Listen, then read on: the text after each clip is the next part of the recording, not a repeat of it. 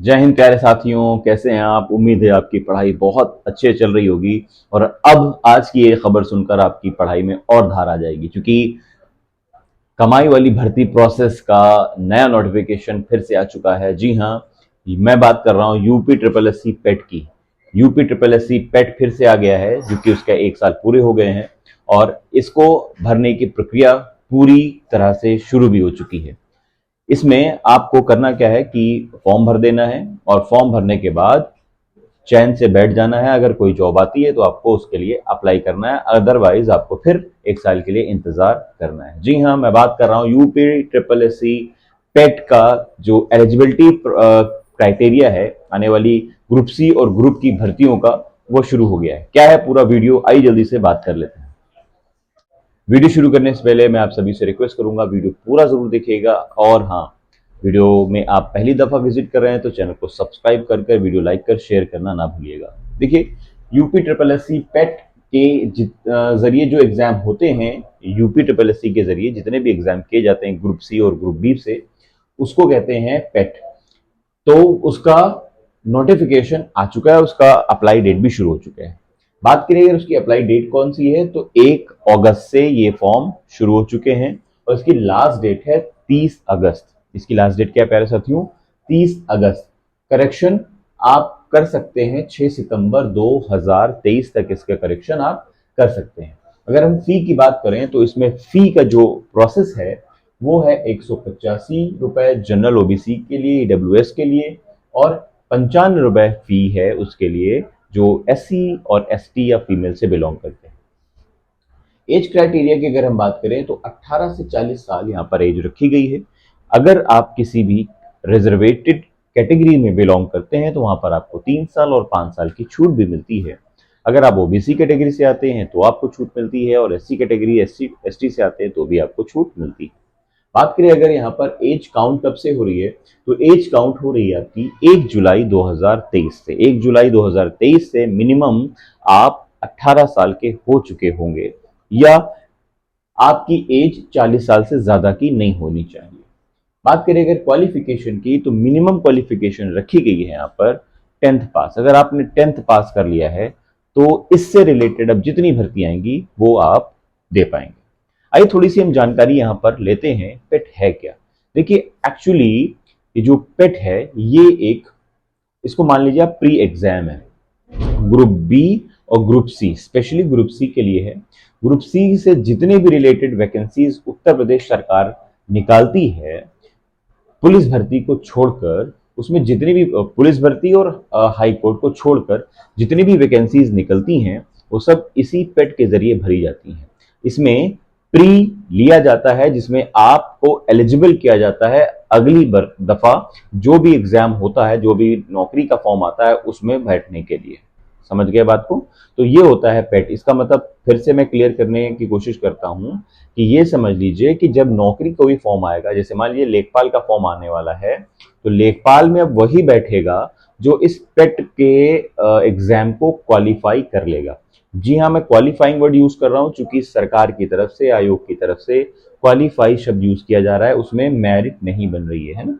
उनका एक क्राइटेरिया है, वो क्राइटेरिया को क्वालिफाई अगर कर लेते हैं तो आप नेक्स्ट एग्जाम में क्या करेंगे, पहुंच सकते हैं। हाँ, लेकिन यहाँ पे एक शर्त ये है कि जब वो एग्जाम का फॉर्म आता है तो वहां पर कट ऑफ की बात जरूर की जाती है। इसलिए आप मैक्सिमम से मैक्सिमम कोशिश करें कि नंबर गेन करें इस पेट के एग्जाम में। ठीक है, अब हम यहाँ पर एक बात और करेंगे आपसे कि ये जो पेट का एग्जाम होता है इसमें ग्रुप सी से ज्यादा रिलेटेड वैकेंसीज आती हैं, ग्रुप बी से बहुत कम आती हैं। उसकी भी मैं आपको बात बता दूं। देखिए, पेट के द्वारा जो भर्ती होती है, पेट के द्वारा जो की जाने वाली भर्तियां हैं उनके नाम क्या क्या है, ग्रुप बी से रिलेटेड है और ग्रुप सी से रिलेटेड, जैसा कि मैंने अभी आपसे चर्चा की। अब वो भर्तियां कौन कौन सी हैं? वो भर्तियां हैं लेखपाल है, ग्राम विकास अधिकारी है, ग्राम पंचायत अधिकारी है, समाज कल्याण है, फॉरेस्ट गार्ड है, ऑडिटर है, पटवारी है, चकबंदी है। ये तमाम तरह की वैकेंसीज जो हैं वो इस पेट के जरिए भरी जाती हैं।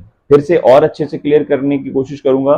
मान लीजिए आने वाले समय में अगर आपको लेखपाल का फॉर्म भरना है, वीडियो का, वीपीओ का, या इनमें से कोई जो मैंने लिखा है इसका फॉर्म भरना है, तो आपके पास अब 2023 का स्कोर कार्ड होना चाहिए पेट का।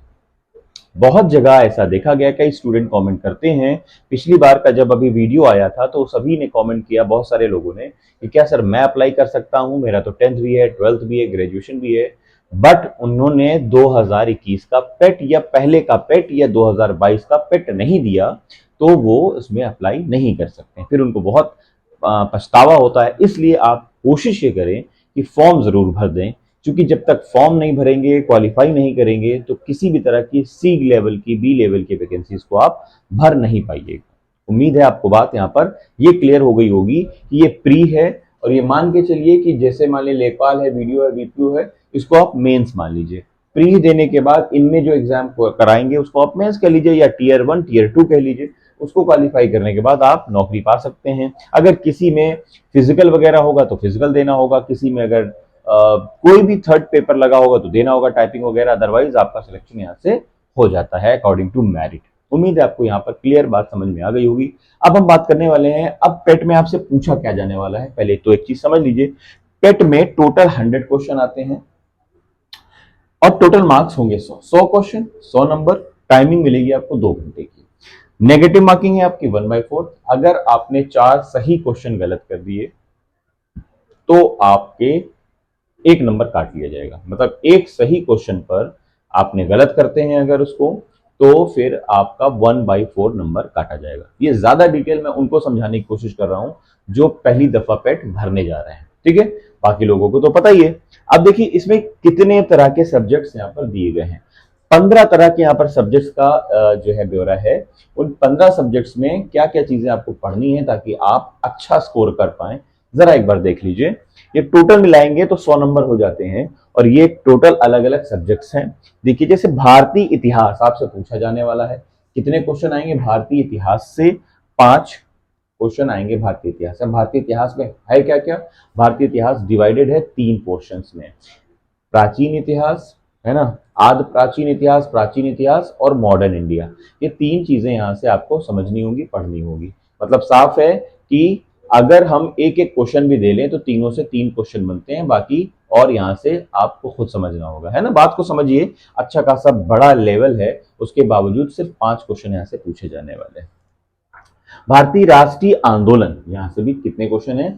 5 क्वेश्चन है। भारतीय राष्ट्रीय आंदोलन समझ रहे हैं ना किसको कहते हैं? जिसमें से ये पूछा जाएगा कि भारत आजाद कब हुआ, वो गवर्नर जनरल कौन से गवर्नर जनरल के समय पे कौन सी मूवमेंट चली, ये सभी चीजें इसमें आती हैं, ठीक है।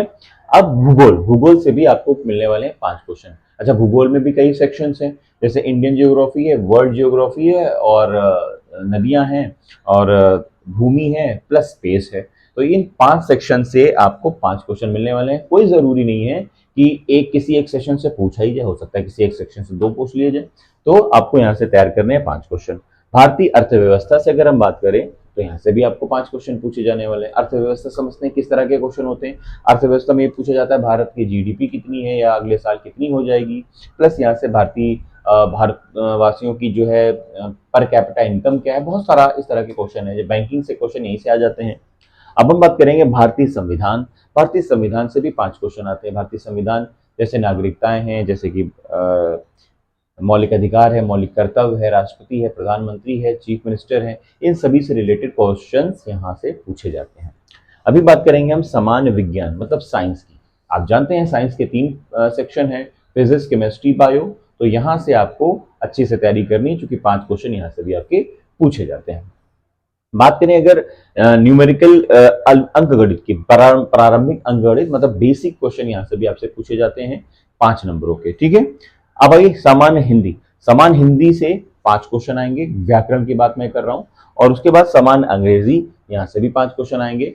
मैं यहाँ पर बात कर रहा हूँ व्याकरण की, ठीक है। यहाँ पर जरूरी नहीं है सिर्फ व्याकरण हो, पैसेज के अकॉर्डिंग भी यहाँ पर आपसे क्वेश्चन पूछे जा सकते हैं। करंट अफेयर्स की हम बात करें तो यहाँ पर 10 क्वेश्चन करंट अफेयर्स के। अब यहाँ पर आपको नंबर बढ़ते हुए दिखाई दे रहे हैं, क्यों? क्योंकि करंट अफेयर्स में से 10 क्वेश्चन पूछे जाने वाले हैं, ठीक है। तो आप सलाह मैं आपको दूंगा, पिछले 1 साल की करंट अफेयर्स आप तैयार कर लीजिए। मिनिमम जो है वैसे तो 6 से 8 महीना होना चाहिए, लेकिन फिर भी आप 1 साल की तैयार करिए ताकि कोई चांस आप ना लें। जनरल अवेयरनेस की हम बात करें यहाँ पर तो वो भी आपसे 10 क्वेश्चन यहाँ पर पूछे जाने वाले हैं, 10 नंबरों के। अपठित गद्यांश मतलब आपसे पैसेज पूछे जाने वाले हिंदी में 10 क्वेश्चन हो जाएंगे। अच्छा, अब यहाँ पर हिंदी देख लीजिए। जनरल जो अपठित गद्यांश है हिंदी में ये और सामान्य हिंदी ये, तो 15 क्वेश्चन टोटल हिंदी से हो गए। फिर देखिए रीजनिंग के 5 क्वेश्चन आएंगे 5 नंबरों के। उसके बाद ग्राफिकल विश्लेषण जो मैथ्स का पोर्शन होता है वो मिलेगा आपको 10 क्वेश्चन इसके 10 नंबरों के। तो मैथ कितनी हो गई, मैथ यहाँ पर प्रारंभिक अंकगणित थी और यहाँ पर भी है, तो 10 5 15 हो गए। फिर तालिका व्याख्या मतलब फिर से ग्राफिकल आपसे क्वेश्चन पूछे जाएंगे, तो यहाँ पर 10 फिर हो गए, तो 25 नंबरों की इनडायरेक्टली मैथ आपसे पूछी जाने वाली, 5 नंबर की डायरेक्टली और बाकी ग्राफिकल मोड पे पूछी जाने वाली है। तो टोटल मिल जाएंगे आपसे 25 और इस तरह आपके पूरे नंबर हो चुके होंगे प्यारे साथियों 100। तो देखिए एक चीज और अच्छे से समझ लीजिए कि लास्ट ईयर जो पेट का जो सेंटर गया था वो लोकल जिले में ना जाकर कई जिले छोड़कर गया था, 200-300 किलोमीटर दूर, जहां पर देखने को मिला था कि बहुत ज्यादा जो है व्यवस्था धड़ाम हो चुकी थी, लेकिन उसके बावजूद बच्चा पहुंचा था। कितना बच्चा था, करीब 15 लाख बच्चा था, 14-15 लाख बच्चा, शायद इससे ज्यादा था, याद मुझे आ नहीं रहा है इस वक्त। लेकिन अंदाजा लगाइए कि इससे ज्यादा जो है मारामारी क्या होगी कि बच्चे पहुंचने में ट्रेन से लटक कर गए थे। ये क्या दर्शाता है, ये दर्शाता ये है कि हर साल पेट आ रहा है, बच्चे फॉर्म भर रहे हैं, उसका रेवेन्यू गवर्नमेंट के पास जाता भी है, लेकिन उतनी वैकेंसीज बच्चों तक नहीं पहुंच रही हैं जितनी पहुंचनी चाहिए। तो हम सभी का रिक्वेस्ट है गवर्नमेंट से कि एटलीस्ट भर्तियों को पूरा कराया जाए, ताकि एक बच्चा एक बार जब फॉर्म भरे तो उसको दोबारा पेट भरने की जरूरत ना हो, वो सेलेक्ट हो चुका हो। क्योंकि होता यह है कि पेट भरने के बाद उसको बहुत ज्यादा मौके नहीं मिल पाते हैं, इस वजह से बेचारा वो अगली बार या नेक्स्ट बार भरता है। इससे सिवाय टाइम वेस्टेज के और कुछ नहीं होता। तो ये सभी का एक हम्बल रिक्वेस्ट है सभी टीचर्स का, सभी स्टूडेंट्स की तरफ से, कि गवर्नमेंट को चाहिए कि कोशिश ये करी जाए कि एक भर्ती का एक क्राइटेरिया तय कर दिया जाए कि इतनी भर्तियां इस साल हर हाल में आकर रहेंगी। सिर्फ ना मतलब एक वादों से काम नहीं चलने वाला, जमीन पर एक काम करना पड़ेगा, ताकि बच्चों में ये मैसेज ये जाए कि नहीं, इतनी भर्तियां इस बार मुझे मिलने वाली हैं, मौका मिलने वाला है, नहीं सेलेक्ट हुआ तो मेरा नुकसान है इसमें। तो वो अपनी पूरी ताकत के साथ लगाएगा। हो क्या रहा है कि बच्चों से वादा तो किया जा रहा है कि ये सब भर्ती आएंगी, लेकिन हो क्या रहा है, वो भर्ती आ नहीं रही है, वो अगली दफा स्विच करे जा रही है और बच्चा बार बार फॉर्म भी भर रहा है। तो ये जब से पेट आया है देखने को मिला है कि बहुत ज्यादा कोई फायदा बच्चों को नजर नहीं आया है। तो प्लीज सरकार से सभी टीचर्स और स्टूडेंट्स का रिक्वेस्ट है कि एक क्राइटेरिया तय कर दिया जाए कि इस साल 2023 में इतनी भर्तियां 100% भर कर रहेंगी। अगर ये भर्तियां नहीं हो पाती हैं तो फिर वो पेट की जो डेट है 2024 वाली वो आगे बढ़ जाएगी। क्योंकि गवर्नमेंट का ये कहना है कि एक साल का पेट होगा, एक साल के अंदर जितनी वैकेंसीज आएंगी आपको देखने को मिलेंगी, अदरवाइज अगली बार फिर से फॉर्म भरना पड़ेगा। तो ये बार बार फॉर्म भरने से बचना चाहिए, हम सभी की एक रिक्वेस्ट है। उम्मीद है वीडियो आपको अच्छा लगा होगा। चैनल को सब्सक्राइब कर लिया होगा, वीडियो को लाइक जरूर कर लीजिए, क्योंकि गवर्नमेंट जॉब से रिलेटेड ऑल ओवर इंडिया में जितनी भी नोटिफिकेशन आउट होती हैं आपको इस चैनल पर मिल जाती हैं, और प्लस स्टडी मटेरियल भी मिलता है। और कोई भी डाउट हो, क्वेरी हो, कमेंट बॉक्स में कमेंट करके पूछ सकते हैं। टेलीग्राम और इंस्टाग्राम चैनल को भी फॉलो कर लीजिए, ताकि वहां पर भी मैं आपको जो है आंसर कर पाऊँ। कभी कभी कमेंट बॉक्स में कमेंट नहीं कर पाता हूँ, तो उससे क्या रहता है, आपको वहां रिप्लाई मिल जाएगा। ठीक है, मिलते हैं ऐसी एक मोस्ट इंपॉर्टेंट वीडियो में, तब तक के लिए मुझे दीजिए इजाजत। जय हिंद।